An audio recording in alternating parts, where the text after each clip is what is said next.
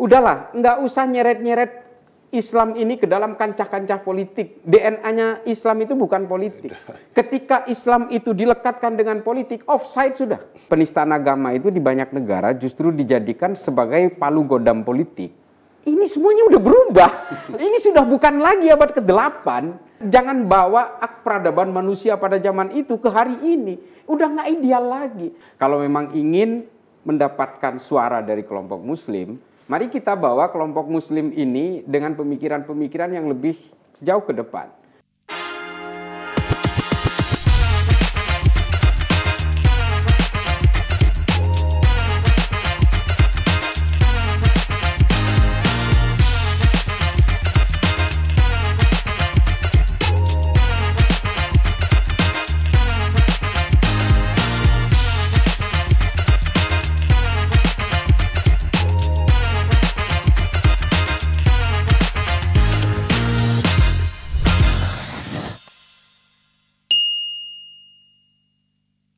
Halo kawan-kawan, jumpa lagi dengan saya Dea Gita di talk show Gagasan Progresif. Di sini kita akan menjelajahi ide-ide segar dan pemikiran progresif yang akan membawa Indonesia ke masa depan yang lebih baik.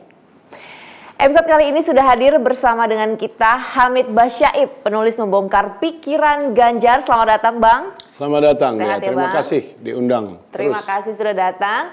Dan juga tokoh Nahdlatul Ulama sekaligus Direktur Eksekutif Jaringan Moderat Indonesia, Islah Bahrawi. Halo, selamat datang, Ca. Selamat datang. Sehat ya, Ca? Selamat pagi, selamat siang, selamat malam. Oke, sedikit informasi ini ya tentang Ca Islah. Ini merupakan lulusan pesantren Syekhona Muhammad Khalil, Bangkalan, Madura, sempat berkuliah juga di Jakarta dan bahkan sempat juga tinggal di Amerika Serikat hampir 5 tahun. Dan kini Ca Islah ini aktif mengisi seminar keagamaan dan kebangsaan di banyak negara. Selamat datang di Gagasan Progresif. Oke, tapi sebelum kita masuk ke topik, kita dengarkan dulu suara kawan-kawan progresif tentang toleransi beragama di Indonesia saat ini.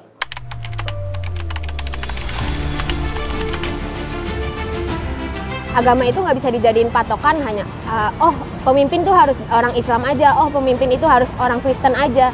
Itu nggak bisa karena politik itu harus disangkut pautkan sama agama.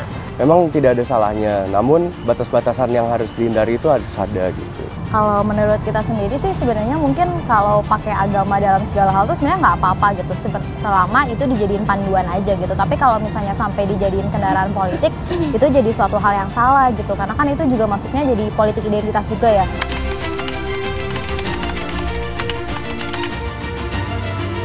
Di Indonesia agama Islam itu mayoritas ya, jadi jangan ditinggalkan agama-agama lain. Jadi mereka harus diperlakukan dengan yang adil, dengan yang sama agama-agama yang mayoritas. Jadi tidak bisa dibeda-bedakan, kita harus saling menghormati dan menghargai juga. Kalau sampai urusan beribadah, tempat beribadah diganggu atau didiskriminasi oleh kelompok-kelompok lain, itu menurut saya hal yang tidak bisa dilakukan di negara ini gitu. Orang harus lebih merasa bahwa apapun perbedaan yang kita lagi miliki, apalagi kan Indonesia beragam banget gitu. Perbedaan itu jangan dijadiin sebuah kekurangan, jangan dijadiin sebuah masalah, tapi jadi kekuatan buat kita gitu. Ca Islah, bagaimana nih Anda menggambarkan kehidupan beragama di Indonesia saat ini? Ya, seperti di negara-negara dengan heterogenitas yang tinggi ya, yang dengan bermacam-macam agama beserta sekte-sektenya, memang semua mengalami kerentanan yang sama. Itu juga bukan hanya dialami di Indonesia, tapi dengan negara-negara dengan garis-garis primordial yang bermacam-macam, itu pasti akan berhadapan dengan berbagai ancaman-ancaman segregatif, sama seperti di negara-negara yang saat ini seperti di India misalnya, ini juga mengalami hal yang sama. Perpecahan-perpecahan dan saling persekusi seperti di Manipur, Gujarat, di Uttar Pradesh itu juga terjadi sama seperti di sini. Artinya kerentanan-kerentanan dari berbagai perbedaan itu selalu ada dan akan terakselerasi ketika dia bertubrukan dengan kepentingan-kepentingan politik. Itu bukan hanya terjadi hari ini juga, itu juga terjadi di sepanjang sejarah agama-agama dan juga peradaban manusia. Mulai dari zaman sebelum Masehi itu. Artinya ketika kesadaran-kesadaran ini terjadi, maka seharusnya kita yang betul-betul concern terhadap persatuan, terhadap toleransi, berbagai potensi-potensi friksi di antara semua perbedaan itu memang harus diminimalisir sekecil mungkin. Harus betul-betul fokus terhadap gerakan-gerakan unity. Kalau kondisinya sendiri saat ini di Indonesia tuh seperti apa tuh kondisi toleransi umat beragama? Nah ini memang yang menjadi satu persoalan tersendiri di negara kita. Karena memang kadang-kadang negara juga memfasilitasi berbagai gerakan-gerakan yang mengarah kepada gesekan-gesekan itu. Jadi intoleransi ini bukan hanya persoalan intimasi sosial masyarakat, tapi juga kadang-kadang negara memberi ruang untuk terciptanya satu gerakan-gerakan intoleran, misalnya aturan-aturan pendirian rumah ibadah, termasuk juga berbagai aturan-aturan yang justru lebih mendorong terhadap eksklusivisme dari berbagai ajaran. Termasuk juga pembiaran-pembiaran terhadap gerakan-gerakan yang sifatnya tidak inklusif. Ini juga akhirnya kan menjadikan gesekan-gesekan tersendiri. Misalnya surat izin pendirian rumah ibadah yang tidak bisa diberikan kepada pemeluk agama, akhirnya berujung terhadap persekusi misalnya ketika ibadah itu dipaksakan dilakukan di dalam rumah tinggal. Dan ini kan peran serta negara di situ yang justru memberikan ruang kepada aksi-aksi intoleran itu. Dan ini menjadi PR kita bersama dan menjadi PR dari setiap pemerintahan yang memang belum pernah terselesaikan. Mulai dari konflik-konflik misalnya yang terjadi di Minahasa Utara, termasuk juga di Bekasi, termasuk persekusi terhadap kelompok Ahmadiyah. Ini kan sebenarnya termasuk juga kelompok Syiah yang ada di Sampang di Jawa Timur waktu itu. Ini kan selalu menjadi kerikil dalam sepatu dari setiap peradaban bangsa kita. Ini tidak boleh lagi berbagai aksi-aksi intoleran itu justru seolah-olah terfasilitasi oleh negara. Ini yang harus menjadi PR bagi siapapun. Itu saya kira buat pertanyaan closing itu. Terlalu pagi untuk ditanyakan. Saya tertarik mengulas yang disebut istilah itu. Pernyataan dia dari tadi itu benar semua itu. Jadi, tetapi begini, untungnya, alhamdulillahnya, negara kita itu tidak didasarkan atas agama. Karena sebuah negara yang didasarkan pada agama itu luar biasa buruknya, luar biasa berdarah-darahnya sepanjang sejarah. Nah masalahnya juga di sini juga banyak sekali kesalahpahaman tentang pengertian sekularisme. Pada sekularisme itu baik sekali dalam arti semua pihak itu menempatkan apa-apa pada proporsinya gitu. Jadi misalnya kalau di Amerika istilahnya the separation of church and state, ya pemisahan antara gereja ini artinya agama dan negara gitu. Kalau nggak dipisah, bayangkan Anda berkuasa atas nama Tuhan, siapa yang bisa ngelawan karena Tuhan dianggap kekuatan tertinggi. Nah itu yang terjadi pada rezim-rezim religius. Ya, contohnya yang sekarang masih bertahan di Iran, ya. Yang namanya the supreme leader itu namanya Ali Khamenei sekarang, dia berdiri di atas konstitusi. Jadi misalnya kalau pemilu apapun dia bisa batalkan. Karena dia apa? Dia megang mandat ilahi. Kalau udah ilahi siapa yang bisa ngelawan gitu kan. Makanya, nah kembali kita bersyukur karena bapak-bapak bangsa kita itu punya visi yang jauh ke depan dan menemukan formula yang brilian, yaitu Pancasila. Pancasila ini satu common denominator ya, titik temu yang sangat bagus dan sangat berguna dan sangat efektif sejauh ini. Nah tinggal seperti dikeluhkan Isla tadi, masih banyak aja aparat negara atau institusi-institusi pemerintah yang justru tidak menghayati Pancasila ini dengan sesungguhnya, sehingga menoleransi intoleransi gitu dari sebagian masyarakat atau membiarkan terjadi persekusi dan sebagainya gitu. Kalau mereka berpegang pada Pancasila, saya kira cukup aman gitu.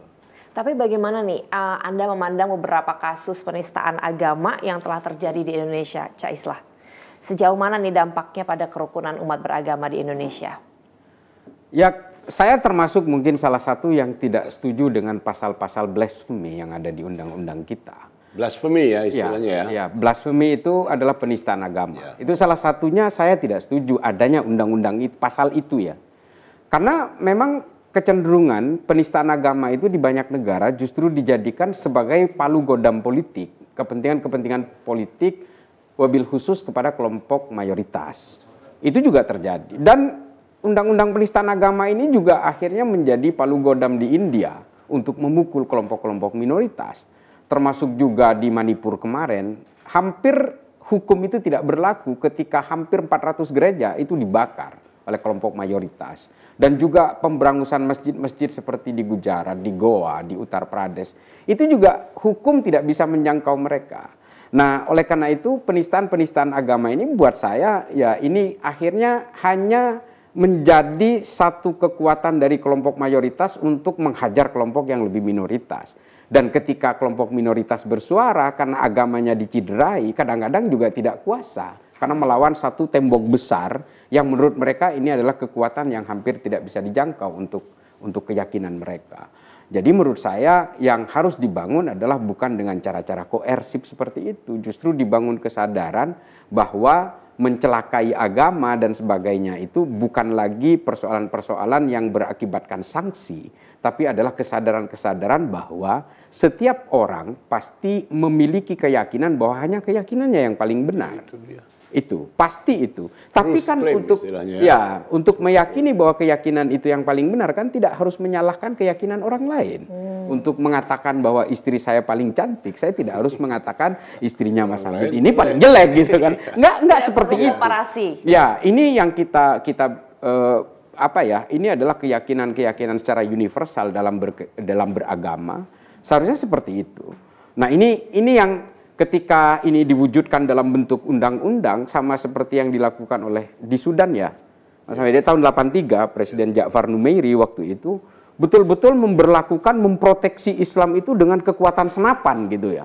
Siapapun yang berani bersuara untuk melawan kelompok-kelompok muslim dari utara itu memang akhirnya senapan yang berbicara dengan alasan atas nama Tuhan, atas nama kitab suci dan atas nama kesucian dari kenabian. Nah, ini yang akhirnya menjadi palu godam politik dari satu kekuatan mayoritas. Oke, lalu bagaimana dengan regulasinya lalu dan hukum terkait persoalan toleransi beragama yang ada sejauh ini? Apakah itu sudah efektif? Lalu bagaimana juga dengan pendidikan agama nih? Di Indonesia kan terkenal sekali dengan pendidikan agamanya ya. Apakah peran pendidikan agama sejauh ini dalam membentuk karakter murid-muridnya, manusianya yang toleransi itu dalam beragama efektif atau enggak? Bagaimana, Cak? Ya, kalau saya melihat begini ya, kalau kita mau berbicara agama yang mana? Kalau kita mau lebih mendetilkan persoalan agama, ini aliran yang mana? Ini manhaj yang mana? Madhab yang mana? Ijtihad yang mana? Fatwa-fatwa yang mana? Ini rumit sekali. Makanya ya kembali ke sejarah kita ketika pasca kemerdekaan, ketika ada yang mengusulkan bagaimana kalau syariah ini masuk ke dalam tata kelola negara, makanya ketika itu ada ulama yang menolak, ya banyak sekali ulama yang menolak, nggak usah kita taruh syariah di situ. Masalahnya syariah versinya Muhammadiyah dan NU saja berbeda. Belum Wahabi, belum Syiah, belum Ahmadiyah. Ini kan perspektifnya berbeda-beda. Nah, ini yang kemudian hari ini dalam dunia pendidikan kita, ini memang belum tumbuh berkembang agama dalam konteks universalismenya belum ketemu. Semua berdiri dengan tafsirnya masing-masing. Akhirnya apa? Kita selalu menjadikan Tuhan sebagai objek sengketa. Kan itu yang terjadi di kita hari ini. Nah, ini yang tidak boleh terjadi di tengah diskursus keilmuan yang mungkin nanti bisa ditanyakan ke Bang Hamid. Kita semua mungkin punya mimpi yang sama ya, Bang Hamid ya. Bahwa kita orang-orang beragama ini sejak lama meninggalkan ilmu pengetahuan. Kita hari ini betul-betul sibuk dengan diskursus yang seputar hukum, soal dalil, detail-detail fikih. Detail-detail fikih. Ini kan sebenarnya sudah selayaknya kita tinggalkan karena peradaban manusia ini selalu lekat dengan ilmu pengetahuan dan notabene ironisnya itu ditinggalkan oleh para pemeluk agama sejak lama. Kita lihat aja kenyataan ya, fakta. Gini deh, misalnya kalau Anda punya anak atau ponakan belajar katakan di sekolah elite di Jakarta, ya ada pelajaran agama, nggak usah saya sebutlah nama sekolah-sekolah Islam yang mahal itu, ya ada pelajaran agama di situ. Terus ada pelajaran agama juga, let's say di satu SD Muhammadiyah di Gunung Kidul gitu ya, di Jogja sana.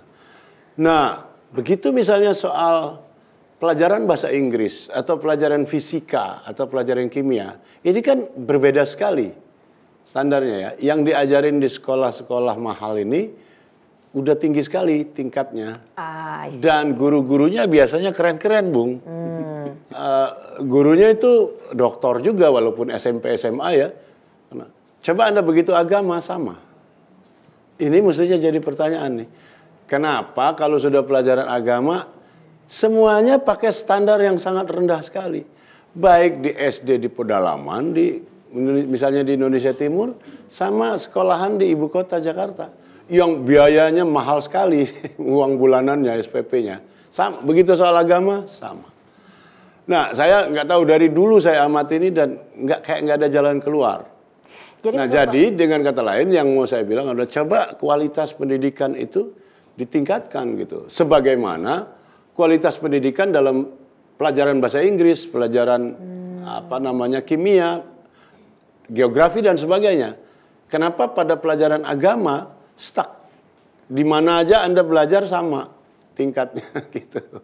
Orang-orang yang terdidik di mata pelajaran umum yang justru yang lebih radikal. Nah, Islah ini meneliti dia banyak nih. Pasti salah satu temuannya itu.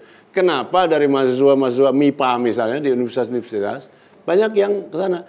Yang mahasiswa UIN yang belajar agama beneran, yang tahu usuluddin, yang tahu studi akidah segala, sedikit sekali, bukan nol ya. Tapi kalau dibandingkan kan jauh sekali antara radikalisme, tingkat radikalisme itu Anda nggak ketemu di UIN misalnya. Mana ada, sedikit sekali. Atau di Timur Tengah mungkin di Al-Azhar ya. Yang ada itu di fakultas MIPA, di sekolah sekuler. Why? Nah, salah satu dugaannya adalah karena di sekolah-sekolah agama ini, katakan di UIN, mereka belajar agamanya betulan gitu, mendalam. Kalau ini kan kayak kulit-kulitnya doang, lalu semangat perlawanannya yang diutamakan. Dan dugaan saya itu juga ketularan dari ulama-ulama Timur Tengah. Jadi sebetulnya isu-isu Timur Tengah itu diimpor ke sini atau diekspor oleh mereka ke sini. Mereka memang berhadapan dengan Barat itu dalam wajahnya yang telanjang dan frontal selama berpuluh-puluh tahun. Ya misalnya aja kasus Israel-Palestina aja. Itu kan faktor Inggris awalnya besar sekali dengan James Balfour Declaration itu. Dan belakangan Amerika. Jadi orang-orang Timur Tengah itu berhadapan dengan apa yang disebut hegemoni Barat itu langsung. Maka retoriknya yang diambil dari inspirasinya dari agama langsung mengarah ke situ. Lah kita sebetulnya nggak punya problem sepekat itu. Tapi karena bacaan ulama-ulama di sini ustadznya juga adalah kitab-kitab karangan ulama Timur Tengah, retoriknya kemudian sama. Seolah punya musuh yang sama dengan musuhnya mereka. Iya, problem itu padahal berbeda. Cak gitu. Islah, kira-kira apa nih yang perlu diperbaiki dalam pendidikan agamanya mungkin, apa toleransi umat beragamanya seperti yang tadi dijelaskan oleh Bang Hamid ya. Keresahannya Bang Hamid nih. Apa sih yang harus diperbaiki? Ya menurut saya memang metode pendidikan kita mulai dari silabus, kurikulum semua harus diperbaiki tentang agama ini. Agama seperti yang kata Bang Hamid tadi, nggak boleh lagi hanya mempelajari kulit-kulitnya aja di sekolah-sekolah umum gitu ya. Artinya agama sudah betul-betul menjadi satu agama itu kan memang bukan ilmu pengetahuan, tapi setidaknya perspektif ilmu pengetahuan itu betul-betul menjadi backbone dari pelajaran agama itu sendiri. Sama seperti kata Bang Hamid tadi, literatur agama kita ini kan rata-rata memang diimpor dari Arab, sementara Arab itu head to headnya dengan Barat. Sehingga ketika literatur ini kita datangkan ke sini seolah-olah Barat itu juga musuh kita. Nah, kebangkitan seperti mimpi-mimpi politik di Arab itu akhirnya digotong paksa ke sini. Karena mereka memang mengeksportasi paksa keyakinan-keyakinan mereka ke sini melalui akselerasi ajaran-ajaran agama. Seolah-olah kepentingan politik mereka ini adalah kepentingan agama dan sama gitu. Nah, ini yang harus betul-betul direposisi dalam sistem pendidikan kita. terutama misalnya demokrasi ini haram karena itu adalah produk orang barat. Kira-kira Cak Islah, bagaimana kita memperbaiki itu agar kedepannya visi misi kita itu umat beragama ini nggak seperti itu lagi? Karena tadi kan berarti kan artinya import agamanya itu mentah-mentah. Ya, nah, bagaimana nih? Apa yang harus dilakukan pemerintah? Ya, awakening, harus ada ba'ats, kebangkitan. Wah, itu harus itu. Ba'ats. Itu harus ada kebangkitan dari kita dalam memandang kita agama seperti apa. Kita selama ini terus terang begini loh. Umat Islam dimanapun di seluruh dunia, terutama di Indonesia, itu masih sibuk dengan persoalan-persoalan otentisifikasi. Dan juga persoalan-persoalan orisinalitas, purifikasi dan sebagainya. Ayolah kita beranjak dari situ. Kalau kita memaksakan untuk tetap hidup dengan keyword purifikasi, artinya apa? Kita harus memundurkan peradaban orang beragama ke abad ke-7. Coba bayangkan. Yang definitely 1000% yang ada di sekitar kita ini sudah bukan abad ke-7 lagi. Coba bayangkan itu. Nah, mutaghayyirot, pertimbangan-pertimbangan peradaban manusia ke depan itu harus betul-betul ikut bersama akselerasi itu. Kalau kita masih tetap menganggap bahwa orisinalitas perlu, otentisitas perlu, kita tidak boleh lagi melakukan ajaran-ajaran agama yang sudah tidak otentik lagi dengan abad ke-8. Ini semuanya udah berubah. Ini sudah bukan lagi abad ke-8. Ini bukan lagi, jangan bawa peradaban manusia pada zaman itu ke hari ini. Udah nggak ideal lagi. Nah, sementara orang beragama hari ini masih menganggap referensi masa lalu itu adalah referensi paling ideal untuk diwujudkan hari ini. Oke, Bang Hamid, berarti kira-kira tapi kondisi Indonesia saat ini sudah membaik ya tentunya ya, meskipun tadi juga dibilangkan masih ada orang-orang yang masih harus mengikuti abad ke-8, sedangkan ini udah tahun 2023 loh, kayak gitu. Ya. Maksud saya bukan membaik itu, tapi secara umum memang kondisi kita lebih baik. Tetapi memang sangat menjengkelkan juga ada interupsi radikalisme ini ya, yang tidak akan membawa orang kemana-mana kecuali ke kemunduran lebih jauh. Ya karena saya suka benar-benar heran, saya pengen ketemu itu teroris-teroris itu atau mereka yang radikal ya, pengen ngobrol dari hati ke hati gitu. Sebenarnya apa yang Anda cari gitu? Karena mereka sudah jelas dengan metodenya itu nggak bakal mencapai apa-apa. Bahkan berdasarkan logikanya sendiri. Oke, katakan mereka mau ngelawan Amerika gitu ya. Bagaimana caranya? Anda ngeledakin sini, ngeledakin situ, siapa korbannya? Bukan orang Amerika, apalagi presidennya. Yang korbannya saudara-saudaranya sendiri. Kadang-kadang saudara biologisnya loh bisa kena juga. Kalau begitu, bukan sekedar saudara seiman, tapi mungkin omnya nggak sengaja lagi di mall dan sebagainya kan, kemungkinan itu selalu ada. Jadi tindakan mereka itu betul-betul mubazir, dan itu agama pun sangat mengutuk tindakan yang sia-sia gitu, apalagi sangat merugikan. Gitu. Oke, Cak Islah, sebagai agama mayoritas, ini suara umat muslim tak bisa diabaikan. Nah, siapa yang mampu meraih hati umat muslim, bisa dipastikan akan meraih banyak suara. Nah, bagaimana pendapat Anda tentang hal ini? Ya, kalau saya melihat gini loh, percuma kita meraih suara mayoritas muslim kalau ternyata justru menjerumuskan muslim kepada kemunduran.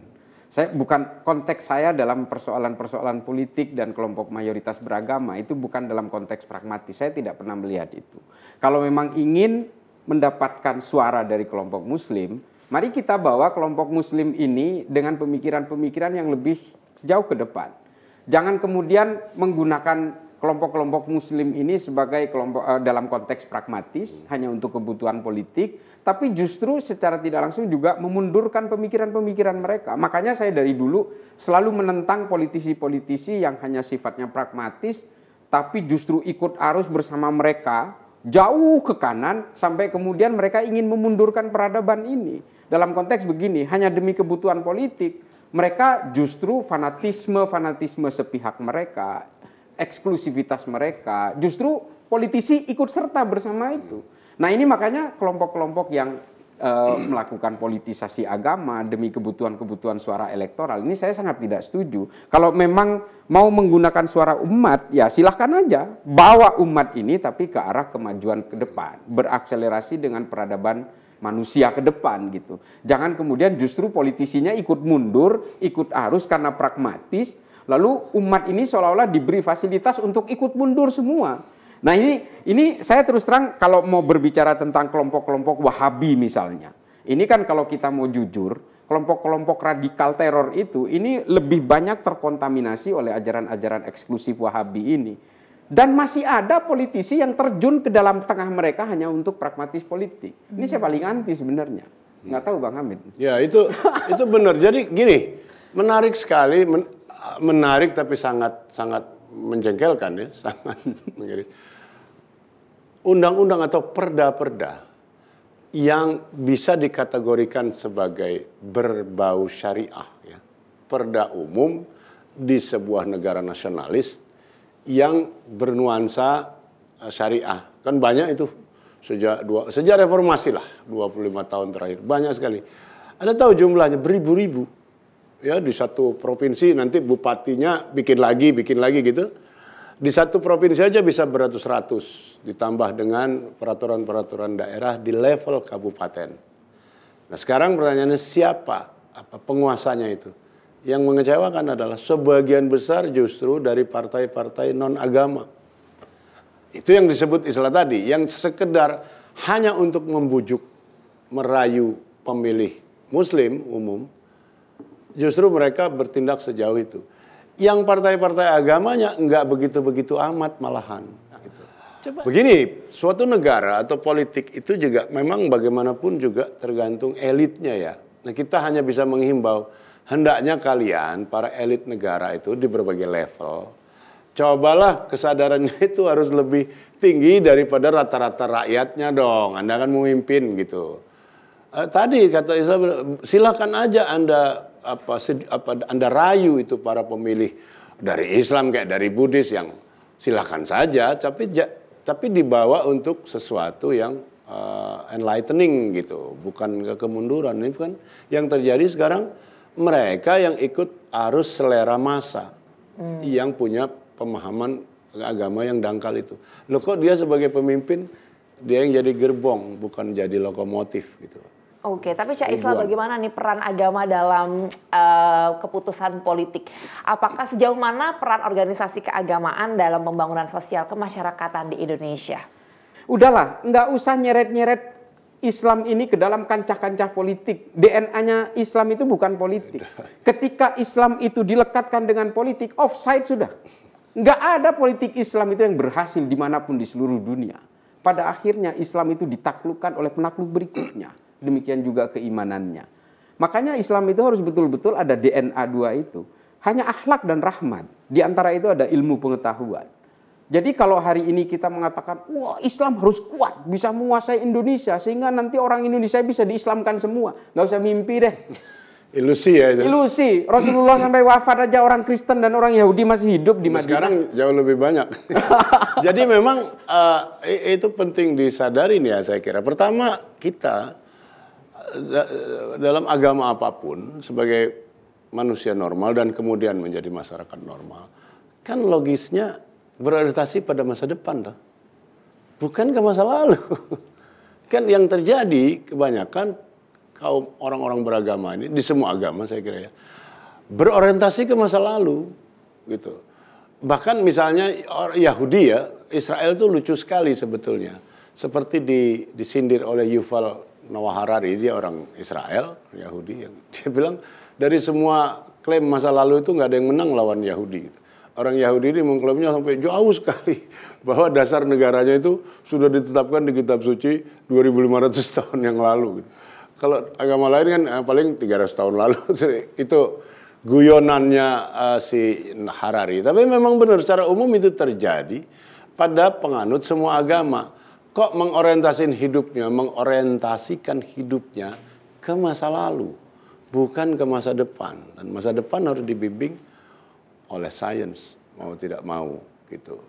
Jadi memang ini, tetapi ya, kalau Anda ngomong ormas-ormas ya, lagi-lagi dengan segala macam catatannya, dengan segala macam kritik kita, adanya ormas-ormas besar Islam di Indonesia, khususnya NU dan Muhammadiyah, itu betul-betul blessing yang besar sekali buat bangsa ini.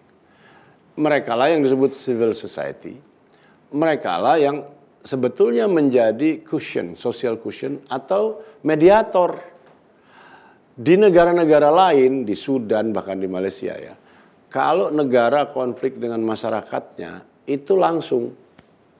Nah, kalau di Indonesia tidak mungkin langsung karena diperantarai oleh NU dan Muhammadiyah. Nah, dua organisasi Islam terbesar di dunia, bukan hanya di Indonesia. NU itu organisasi terbesar di dunia. Muhammadiyah salah satu organisasi terkaya di dunia. Kalau organisasi Islamnya saya kira sudah jelas dia terkaya ya. Asetnya ribuan triliun. Nah, kita beruntung ada NU Muhammadiyah. Ini unik sekali. Tidak ada negara Islam lain satupun di dunia ini yang punya seperti kita. Yang punya dua pilar penjaga bangsa ini. Dari segi itu kita bersyukur. Bangun sekolah di gunung-gunung, di tepi pantai nelayan, itu organisasi-organisasi kayak Muhammadiyah ini. NU juga. Bagaimana pemerintah bisa bikin sekolahan di hutan pedalaman? Orang NU yang bisa dengan cara menyediakan pesantren dan ribuan pesantren. Dalam konteks itu, negara harus berterima kasih. Oke, Cak Islah. Tadi Bang Hamid juga sempat mention tentang kita ke depannya ini harus mengikuti sains dan juga sekarang ini lagi heboh digital ya, medsos gitu. Dan beberapa waktu belakangan ini kasus-kasus penistaan agama, hoax, penyimpangan terkait dengan agama ini didistribusikannya ini melalui media sosial gitu, melalui perangkat digital. Nah, itu masif sekali. Bagaimana tanggapan Cak Islah?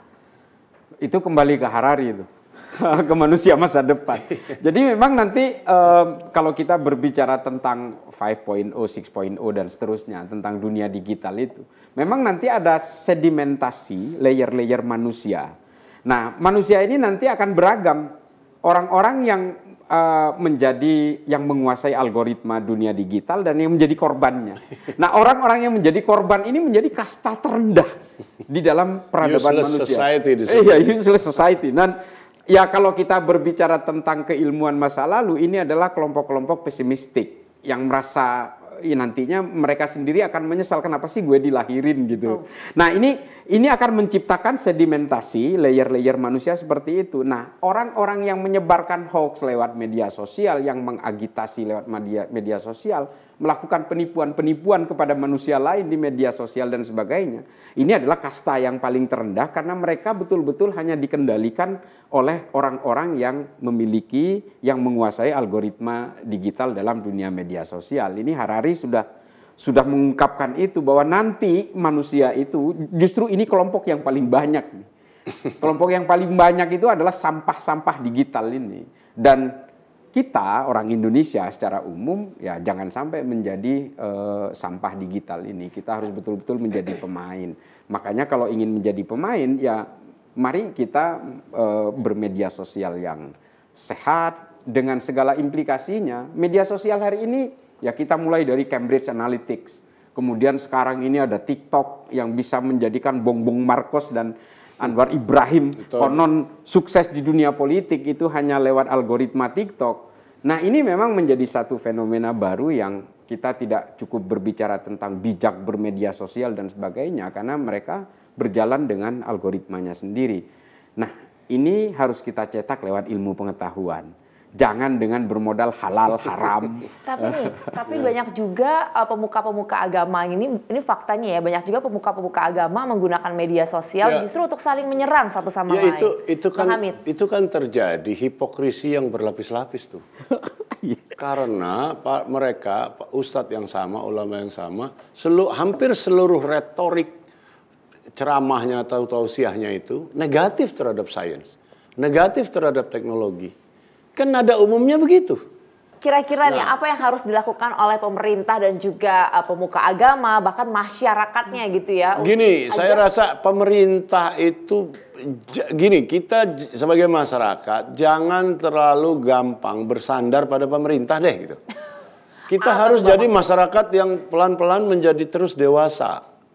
Gitu. Tentu saja pemerintah itu perlu gitu loh. Tapi kita juga kan masyarakat perlu membangun kapasitasnya sendiri gitu. Kita itu dikit-dikit bergantung atau bersandar pada pemerintah atau pada negara. Kita sebagai masyarakat tidak kunjung dewasa, jadi infant terus gitu, jadi bayi terus.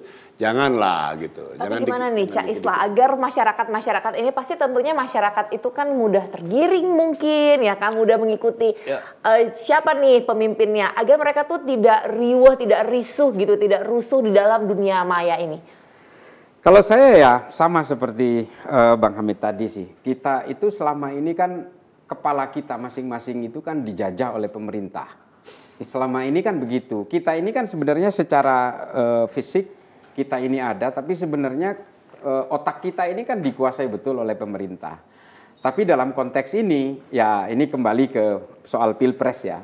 Kalau saya terus terang sangat gembira lah. Saya melihat dari sisi begini, karena saya punya cita-cita begini, ilmu pengetahuan itu sangat penting. Agama bukan buat saya dalam konteks agama. Agama akan menjadi sangat penting kalau dia itu beriringan sejalan dengan ilmu pengetahuan, dengan sains.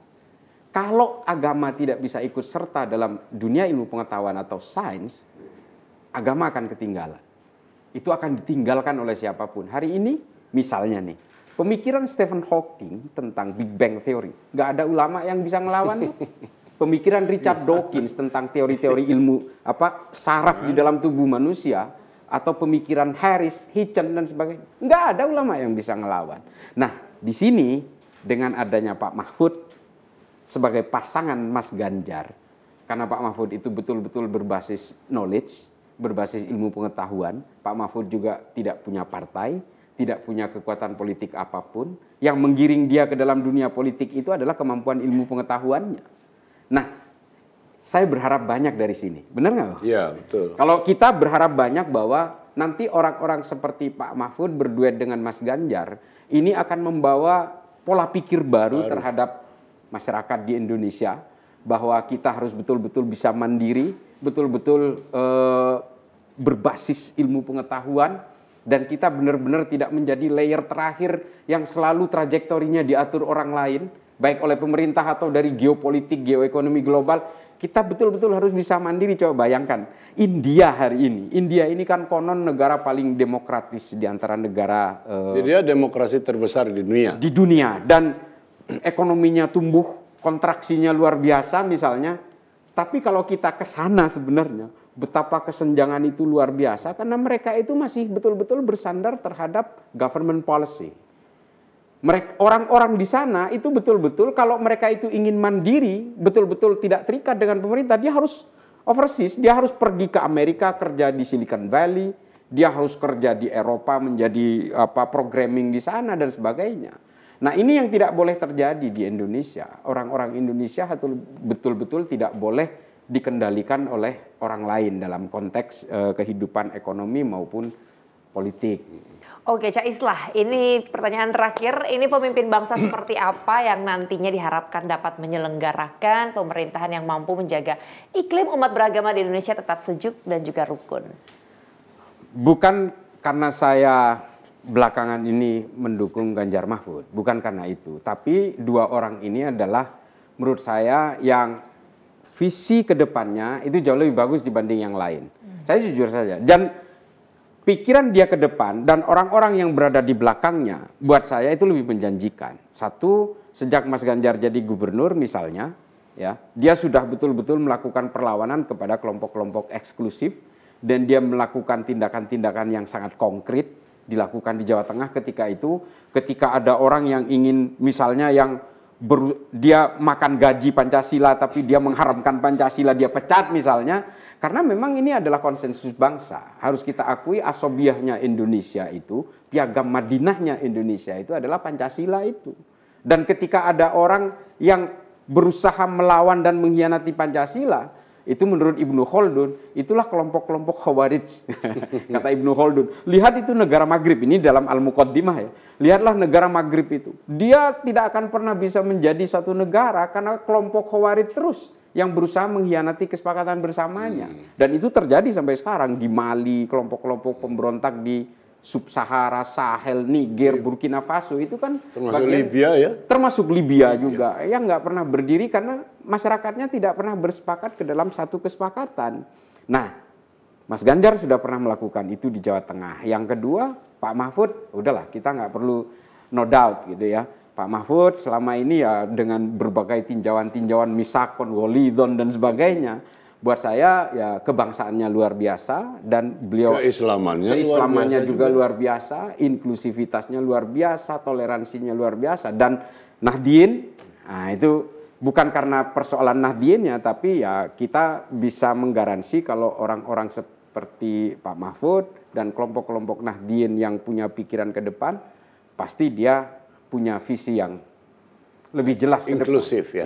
Inklusif, sangat inklusif. Bang Hamid. Saya kira saya cuma menggarisbawahi Islah aja dalam hal ini ya. Saya berulang kali mengatakan bahwa melihat sesuatu itu kalau untuk sesuatu menjadi terang itu hanya bisa dilakukan dengan perbandingan. Nah, jadi dalam hal ini pasangan Ganjar Mahfud itu kan tidak dilihat sebagai dengan standar lain atau dilihat terpisah. Tetapi harus diperbandingkan dengan calon lainnya. Sekarang kontestannya ada 3. Selalu saya bilang bahwa coba dibanding yang 2 ini. Ya sudah jelas ini sangat unggul kemana-mana dari semua seginya. Coba lihat aja. Misalnya Prabowo dan Gibran udah tahu kita cacat proseduralnya luar biasa dalam soal wapres ya. Sehingga hakim konstitusi yang memutuskan itu dipecat. Bayangkan, dipecat sebagai ketua Mahkamah Konstitusi. Jadi salahnya sudah mutlak. Gitu. Dengan cara itu anak ini naik sebagai presiden. Jadi dari segitu aja sudah jelas buruk sekali. Yang satunya lagi juga nggak bisa dibilang baik. Artinya diukur dari pasangan Ganjar Mahfud sudah jelas ini unggul jauh tanpa banyak diskusi sebetulnya. Sudah sangat terang menurut saya. Bahwa dia nanti terpilih apa enggak ya tentu kita berusaha terus supaya mereka terpilih. Tapi kalau Anda ngomong kualitas, terlepas dari elektoral segala macam, kan sudah pasti ini jauh lebih unggul ya. Oke, terima kasih Cak Islah dan juga Bang Hamid untuk diskusi hari ini. Ini sungguh-sungguh sangat-sangat menarik sekali dan harapannya adalah agar nantinya agama, ilmu pengetahuan dan juga politik berjalan seiring dengan kehidupan berpolitik dan bernegara dan pastinya agar Indonesia ini umat beragama, karena Indonesia adalah umat beragama ini terus rukun dan juga damai. Dan semoga gagasan progresif yang kita bahas memberi inspirasi. Terima kasih sekali lagi untuk kawan-kawan yang telah bergabung. Kita akan jumpa lagi di episode berikutnya. Tetaplah progresif menuju Indonesia unggul. Saya Dia Gita, sampai jumpa dan terima kasih.